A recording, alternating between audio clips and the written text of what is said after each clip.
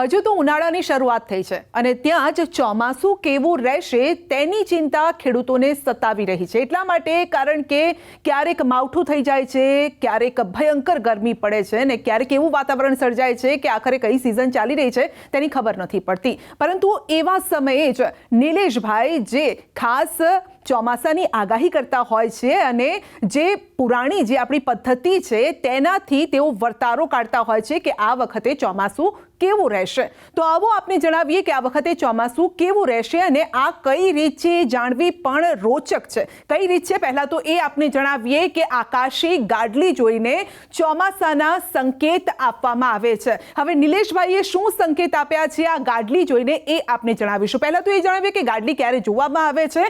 તો આકાશી ગાડલી ક્યારે જોવાય છે તો 23 માર્ચે જોવાય છે. 23 માર્ચ 2026 સોમવારના રોજ ચૈત્ર સુદ પાંચમ રાત્રે 8 વાગે એટલે કે 8:30 કલાકે આ જોવામાં આવી હતી અને જે સંકેત મળ્યા છે એ સંકેત કંઈક આ પ્રકારના છે અને ખાસ કરીને ખેડૂતોએ આ વિડીયો ખાસ જોવો, અંત સુધી જોજો તો આપને પૂરો ખ્યાલ આવી જશે કે આ વખતે ચોમાસું કેવું રહેવાનું છે.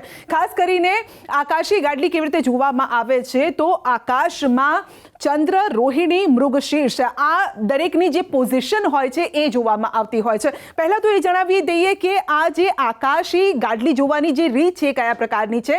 મૃગશીર્ષ એ આપણે જોઈએ તો એ રીતે જોવાય છે કે એને રખેવાળ ગણવામાં આવે છે અને આ સાથે રોહિણી એટલે કે માલનું ગાડું. આ જો ગાડા જેવો આકાર આપને જોવા મળી રહ્યો છે માટે એને કહેવાય છે કે માલનું ગાડું. અને જે ચંદ્ર છે ચંદ્રને વેપારી કહેવામાં આવે છે. એટલે વેપારી એવો હોય કે એનો માલ સામાન ગાડામાં ભરીને જતો હોય એ રીતની કંઈક આપણે એ રીતે વાતો કરતા હોઈએ છીએ અથવા તો એ રીતે કંઈક સમજતા હોય છે. અને કૃતિકા એટલે કે એ એના છોકરા આપ જોવો છો. પરંતુ આ જે ડિસ્ટન્સ છે તે સૌથી મહત્વનું છે. હવે એની રીતે કંઈક એ રીતે સમજવું પડે કે આકાશી ગાડલીનો અર્થ આપણે એ રીતે સમજવાનો છે કે જે આપણે જોયું એ પ્રમાણે આકાશી ગાડલી જોઈને જે સંકેત મળી રહ્યા છે એ હવે આપે ખાસ સમજવા પડશે.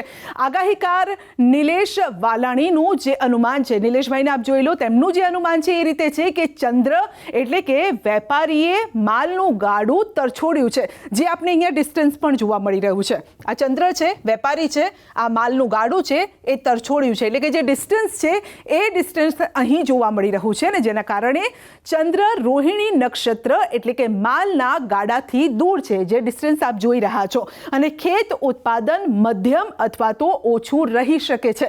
આ ડિસ્ટન્સના આધારે જ એવું કહી શકાય કે ઉત્પાદન ઓછું રહેશે કારણ કે ડિસ્ટન્સ થોડું વધારે છે. હવે વેપાર ઉદ્યોગોને મંદીનો સામનો પણ કરવો પડી શકે છે. ચંદ્રએ આ વખતે છોકરા સાચવ્યા છે. જી હા, ચંદ્રએ છોકરા સાચવ્યા છે. કારણ કે છોકરા કઈ રીતે સાચવ્યા છે આપ જુઓ. આ નજીક છે અને આ અહીંયા દૂર છે. આ ડિસ્ટન્સથી આપણે ખ્યાલ આવે છે કે શું પરિસ્થિતિ છે. હવે માનવ જીવન ઉપર કુદરતી મુશ્કેલીના પણ એંધાણ છે. એટલે કે આ જે આપ જોઈ શકો છો આ ફક્ત આ ચિત્ર છે પરંતુ એની સમજ કંઈક અલગ પ્રકારે છે. તો માનવ જીવન ઉપર કુદરતી મુશ્કેલીના એંધાણ છે. ચંદ્ર મૃગશીર્ષ નક્ષત્ર એટલે કે રખેવાળથી દૂર છે. સરહદ પર તણાવની સ્થિતિ પણ રહી શકે છે. ચંદ્રના છેડાના ભાગનો એક તરફ ઝુકાવ છે જે આપ અહીં પણ જોઈ શકો છો ને તેનાથી પૂરેપૂરો આપણે ખ્યાલ પણ આવી જાય છે. તો ચોમાસું અનિયમિત રહી શકે છે. આ વખતે ચોમાસાને લઈ ચિંતાના વાદળો કારણ કે અનિયમિત રહી શકે છે. ચોમાસાનો એક ભાગ સારો અને એક નબળો રહી શકે છે. એટલે 50-50 પ્રકારની કંઈક પરિસ્થિતિ સર્જાશે. હવે કેટલાક વિસ્તારમાં અતિવૃષ્ટિ તો કેટલાક વિસ્તારમાં ખંડવૃષ્ટિ સંભવિત અત્યારે જોવા મળી રહી છે. તો આ પ્રકારની કંઈક આગાહી છે ને હવે વધુ એટલે કે વાયુ પ્રકોપ એટલે કે વાવાઝોડાનું જોર રહી શકે છે નિલેશભાઈનું એ કહેવું છે. અને જે આપણે માર્ચમાં પણ એક જબરજસ્ત આપણે માવઠાની સાથે જોરદાર પવન પણ જોયો હતો. હવે કસ કાતરાના આધારે કારણ કે પેલું આપણે અલગ રીતે જોયું છે ને હવે આ કસ કાતરાના આધારે ચોમાસાનું અનુમાન કયા પ્રકારનું છે તો અહીંયા જોઈ લો. આપ જોઈ લો નક્ષત્રના આધારે તારીખ, ગુજરાતી મહિનો અને શક્યતા કયા પ્રકારની છે ફટાફટ આપણે સમજાવી દઉં છું. તો રેવતી નક્ષત્ર 31 માર્ચથી 14 એપ્રિલ, ચૈત્ર મહિનો માવઠું રહી શકે છે જે આપણે જોયું પણ છે. અશ્વિનીમાં એટલે કે કે 14 એપ્રિલથી 28 એપ્રિલ ચૈત્ર વૈશાખ મહિનો હશે, માવઠાની શક્યતા છે. આ સાથે ભરણી નક્ષત્ર 28 એપ્રિલથી 11 મે વૈશાખ મહિનો માવઠું રહી શકે છે. આ સાથે જ કૃતિકા નક્ષત્ર 11 મે થી 25 મે અને વૈશાખ અધિક જેઠ રહી શકે છે, ત્યારે પણ માવઠાની શક્યતા છે. રોહિણી નક્ષત્રની વાત કરીએ તો 25 મે થી 8 જૂન વચ્ચે અધિક જેઠ મહિનો, આંધી, વંટોળ અને છૂટો છવાયો વરસાદ પણ થઈ શકે છે. મૃગશીર્ષ નક્ષત્રની વાત કરીએ તો 8 જૂનથી 22 જૂન અધિક જેઠ અને ઉકળાટ પવન, આ સાથે છૂટો છવાયો વરસાદ પણ રહી શકે છે. આદ્રા નક્ષત્રની વાત કરીએ તો 22 જૂનથી 6 જુલાઈ વચ્ચે જેઠ મહિનો ચાલતો હોય અને વ્યાપક વરસાદ રહેવાની પણ શક્યતા છે. અને પુનર્વસુમાં પણ 6 જુલાઈથી 20 જુલાઈ વચ્ચેનો જે સમયગાળો છે એટલે જેઠ અને અષાઢ મહિનો હશે, છૂટો છવાયો વરસાદ રહી શકે છે. તો આ પ્રાચીન વર્ષા વિજ્ઞાન છે, જેના આધારે આ રીતે અનુમાન લગાવાય છે. પુષ્ય નક્ષત્રની વાત કરીએ 20 જુલાઈથી 3 ઓગસ્ટ સુધીનો આ જે સમય છે, અષાઢ મહિનો ચાલતો હશે, ભારે વરસાદ અને ક્યાંક અતિવૃષ્ટિ પણ થઈ શકે છે. આ સાથે આશ્લેષા નક્ષત્ર 3 ઓગસ્ટથી 17 ઓગસ્ટ સુધી અષાઢ શ્રાવણ મહિનો હશે અને ત્યારે છૂટો છવાયો પણ વરસાદ થઈ શકે છે. મઘા નક્ષત્ર જ્યારે ચાલતો હશે 17 ઓગસ્ટથી 31 ઓગસ્ટ વચ્ચેનો આ સમયગાળો, શ્રાવણ મહિનો જ્યારે ચાલતો હશે ત્યારે ભારે વરસાદની શક્યતા છે. પૂર્વ ફાલ્ગુની નક્ષત્ર 31 ઓગસ્ટથી 13 સપ્ટેમ્બર વચ્ચેનો આ સમય છે અને ત્યારે શ્રાવણ ભાદરવો મહિનો ચાલતો હશે અને ત્યારે અછતના એંધાણ છે. અમે પહેલા જ કહ્યું હતું કે સારો પણ રહી શકે છે અને ખરાબ પણ રહી શકે છે, એટલે આ બંને સમય આપણે આ વખતે જોવા માટે તૈયાર રહેવું પડશે.